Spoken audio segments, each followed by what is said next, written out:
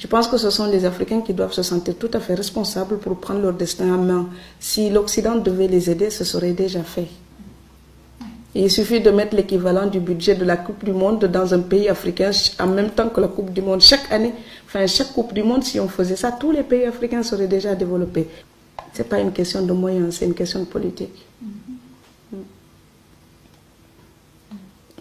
Et une question de prise de conscience. Oui. Je ne comprends pas que les Africains puissent mettre toujours il faut nous aider, il faut nous aider. Mais non, quand votre maison brûle, vous n'attendez pas le voisin, vous commencez à éteindre. Je sais qu'ils luttent, je sais qu'ils travaillent en Afrique, mais il faut qu'ils soient encore plus conscients que leur avenir est dans leurs propres mains, que ça ne viendra pas d'ailleurs. C'est un gros mensonge. S'ils y croient, ils se trompent. Maintenant, peut-être que je suis pessimiste en disant ça, mais je ne peux pas dire le contraire parce que je ne le crois pas. Parce que moi, quand je me cassais la gueule, il n'y a personne qui est venu me sauver. Donc, et je pense qu'on peut mettre ça à l'échelle d'un village, d'un pays et d'un continent. Il y a la solidarité traditionnelle africaine qui était là pour aider les plus démunis entre nous. Maintenant, il faut oser dire qu'elle est devenue aussi trafiquée, elle est tronquée, elle est hypocrite. Vous avez des tas de feignants qui sont là, qui vivent sur le dos des autres comme des saprofites. Donc, si je ne travaille pas, mon cousin, ma cousine ou ma soeur ou mon frère va me donner à manger. Ce n'est pas une vie. À un moment donné, il faut se dire, tout le monde a la responsabilité d'assumer son existence. Et on n'a pas les mêmes chances. Et ceux qui ont un peu plus de chance, ils doivent aider les autres à pouvoir avancer. Mais les autres, ils ne doivent pas croiser les bras et dire, quelqu'un d'autre va me nourrir tout le temps. Il faut que l'Afrique perde aussi ça. Autant l'Occident est trop égoïste, autant l'Afrique est tellement partageuse qu'elle rend les gens irresponsables. Je pense encore une fois que la solution est dans le mélange des deux, pour une moyenne. Voilà. Il y a eu des documentaires où on voit des filles africaines qui se mettent des crèmes sur la peau pour se blanchir. Vous avez des filles africaines qui font des régimes pour devenir comme ça, comme les top modèles. Enfin, non. On est cambré, on a des petites joues, ça fait des trous quand on sourit et nos fesses sont rebondies dans nos jeans. Mais c'est sublime. Donc il faut que les gens apprennent à respecter leur nature. Mais quand je suis au Sénégal aussi, ils disent sénégalaise, je leur dis, c'est plus dur d'ailleurs de le rectifier là-bas. Parce qu'eux ils disent sénégalaise, je dis franco-sénégalaise. Parce que je suis sénégalaise, mais je ne renie pas ce que l'autre culture m'a donné aussi. Parce que je respecte. Donc je suis vraiment franco-sénégalaise. Et quand je suis ici, qui me présente dans des villes en Europe et ils disent écrivain française, je dis non, franco-sénégalaise. Parce que si je n'avais pas été franco-sénégalaise, mes livres n'auraient pas la réalité qu'ils ont, ce que je dis là-dedans. Il y a beaucoup d'immigrés qui sont là, qui n'osent même pas aller en vacances parce qu'il faut économiser pour le billet, économiser pour les cadeaux, pour tout le clan. Ces gens-là, quand ils n'osent plus partir en vacances, ils ne sont plus en liberté. Ils sont pris en otage par un système traditionnel qui fait d'eux des esclaves, qui produisent pour entretenir des gens qui vivent psychologiquement mieux qu'eux. Donc, à un moment donné, il faut aussi que l'immigré soit conscient qu'il est devenu un instrument d'une tradition qui est falsifiée, qui est modernisée pour devenir profiteuse et capitaliste. Cette tradition qui était sociale et humaine, elle se tourne vers le capitalisme. Donc on profite de l'autre pour mieux garder le peu de choses qu'on a. L'immigré ne doit pas accepter ça.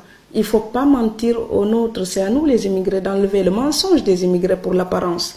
C'est confortable d'arriver au pays de faire comme si on roulait en Jaguar en Europe et avec un jet privé, alors qu'on était simplement boy ou femme de ménage ou quelqu'un qui souffre dans un travail très très dur et mal payé.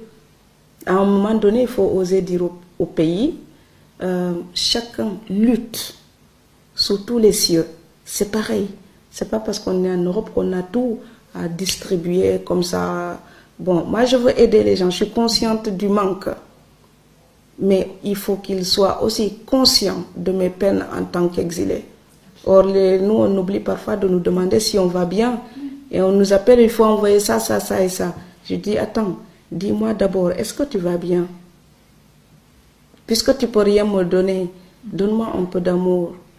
Après, tu pourras demander matériellement. Mais nous aussi, on n'a pas besoin de leur aide matérielle pour vivre. On a besoin de leur soutien psychologique. On a besoin de leur amour pour pouvoir trouver la force d'aller gagner ce qui nous permet de les aider matériellement. Et ça, parfois, ils l'oublient. Donc, ils n'oublient pas nos devoirs vis-à-vis d'eux, mais ils oublient que nous aussi, on pourrait attendre quelque chose d'eux. Il y a l'égoïsme du pauvre. On a tendance à l'excuser tout le temps. Mais le pauvre, il pense toujours qu'il n'y a que lui qui est malheureux sur terre. C'est terrifiant. C'est pour ça que je dis le tiers-monde ne peut voir les plaies de l'Occident. Les siennes l'aveugle. C'est que comme on manque de beaucoup de choses là-bas, parfois ils pensent qu'ils sont les seuls à connaître des problèmes à résoudre, à souffrir de quelque chose. Non, les gens peuvent être très riches et très malheureux. Et l'Occident est très riche et parfois très malheureuse. Très malheureux, l'Europe, j'ai pensé. Et donc, ce décalage entre l'immigré et la famille se joue là. C'est qu'ils pensent comme l'immigré est censé vivre mieux, il est forcément bien dans sa peau. Eh bien, il y a une autre tragédie qui est épargnée aux pauvres. C'est le jour où on a gagné tout l'argent nécessaire pour mener la belle vie.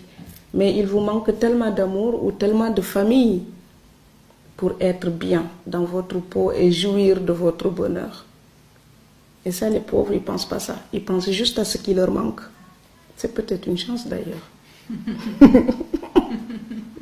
Et en écrivant, j'ai voulu mettre l'absurde jusqu'au bout.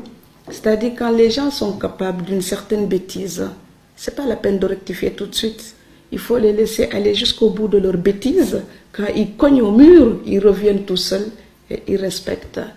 Il y a dans le visage de l'emploi et puis Cunégonde à la bibliothèque, il y avait un patron, quand j'arrivais, il disait « Ah, Cunégonde est arrivé !»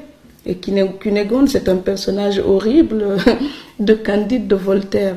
Et il disait ça pourquoi? Parce qu'il pense que je ne pouvais pas comprendre la référence littéraire. Et un jour, on s'est réellement croisés à la Bibliothèque nationale de Strasbourg. Et c'est seulement là qu'il a compris que je faisais des études de lettres et que quand il disait ces mauvaises choses, j'étais tout à fait capable de comprendre. Et ce jour-là, ce n'était pas moi qui étais l'idiote, c'était lui l'imbécile. Mais je préfère le rire